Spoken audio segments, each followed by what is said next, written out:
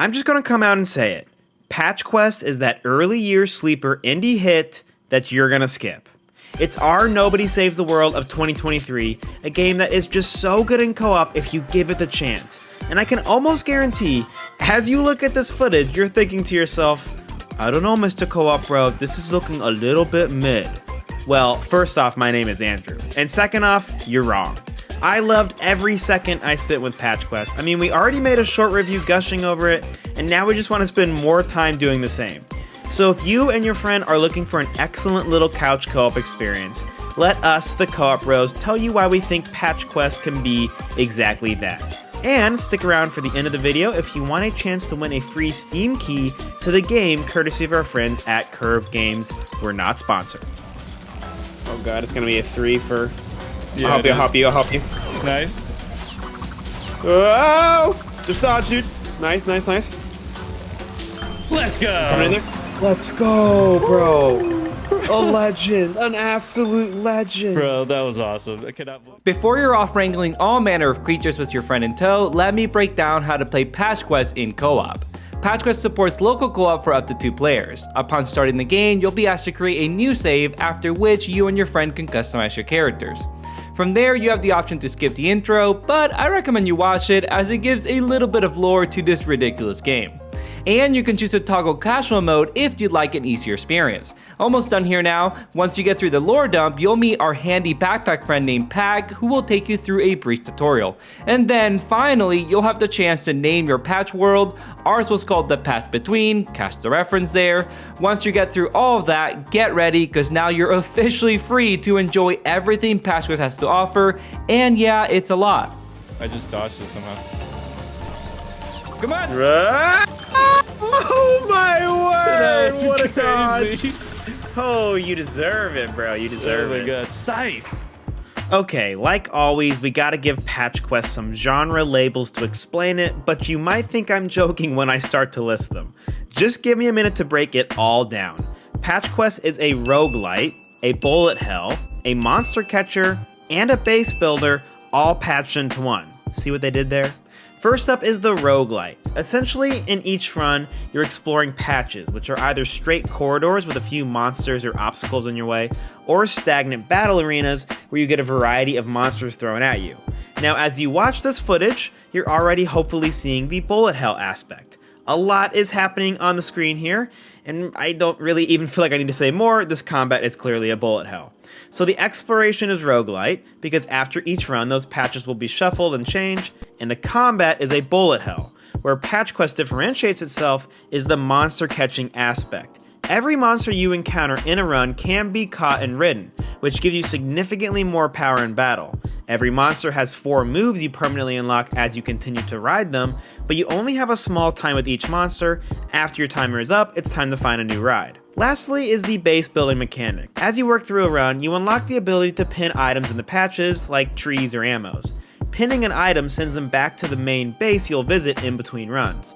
The more pins you have from the various biomes, the more your patches take on that biome's qualities until you have a quilt of every patch throughout the overworld. Why would you take the time to do this? Besides aesthetics, you can also send back 1 monster from each run, up to a total of 6, which you can then summon once in any run at any time. And the more qualities your home base has that match up with your monster's preferences, the happier and better the monster will be. Again, this all sounds like a lot. I threw out like 4 different genres, but it's an amazing system and gameplay loop. You'll also have the experience you build up after every run depending on how much you explored and got done, and you can get some permanent upgrades within a skill tree to unlock. They're all really good. In the overworld, there are dungeons as well that will always be in a specific spot and you can go and do those. You got unique bosses that are really cool and powerful boons that you can find throughout your run to help enhance your run. We played about 8 to 10 hours and felt like we were just about at halfway, so there's a ton of content to sink your teeth into here. Whoa. Oh, look. Wait, what? Whoa. This game just became so cool. Whoa, Bladerang. Oh, that's cool. Yeah, I like that. That stops incoming shots. That's a good one. Oh, yeah, that's amazing.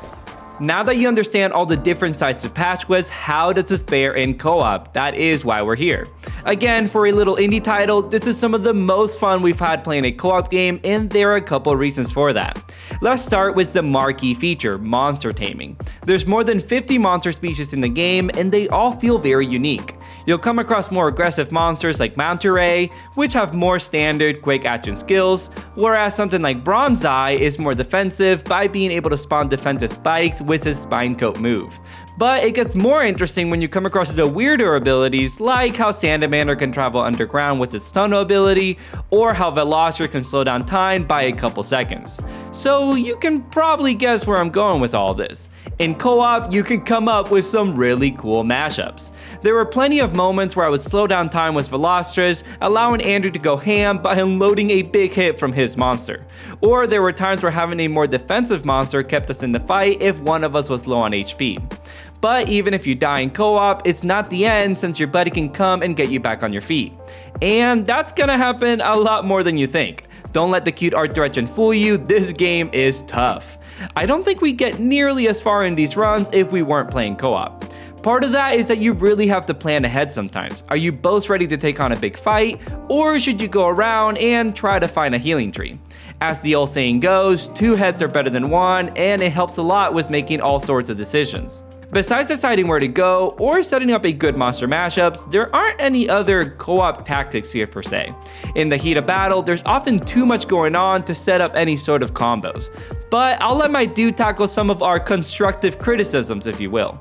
There really is not a lot from a co-op perspective that Patch Quest gets wrong. I'd say that there's of course the fact that in a bullet hell, you already have a lot happening on the screen. Like Gabe's alluding to, co-op is naturally going to add to that chaos. So you might feel that there's a bit too much going on to interpret and react to. I felt that way occasionally, and sometimes I'd be frustrated because I couldn't tell how I had lost health. But that was the exception to how I usually felt. Most of the time I felt like I was in control. I also wish that some of your monster's abilities felt more co-op focused. I'll take a quick trip to the backseat developer realm. If you could add some buffs for you and your partner or ways to heal each other, that would have been a really nice touch in increasing the synergy in the gameplay.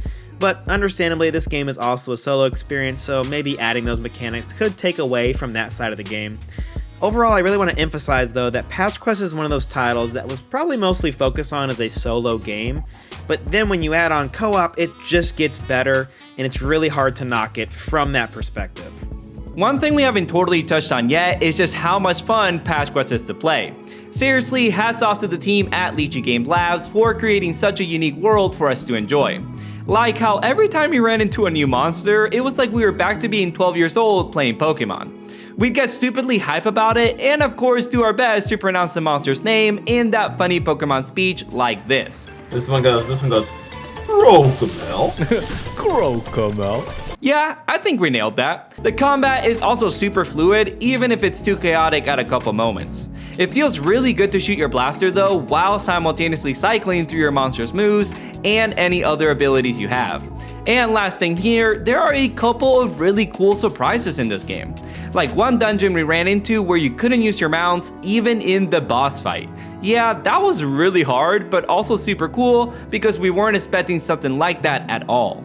I won't spoil some of the other stuff we've seen, but I'll just say we were pleasantly surprised at the puzzles, dungeons, and bosses that we did run into. So to close this off, let me help you out here.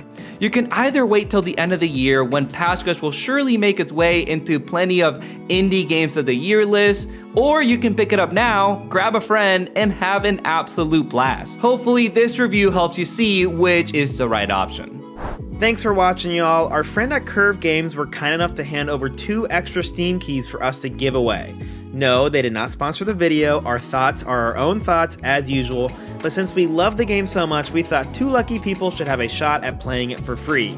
Real simple, all you have to do is go on either our Instagram or our Twitter, follow us, and comment on our Patch Quest post. We'll pick 2 winners at random and reach out to you privately on either platform a week from today. Until then, we'll catch you next time on another episode of the Co-op Bros.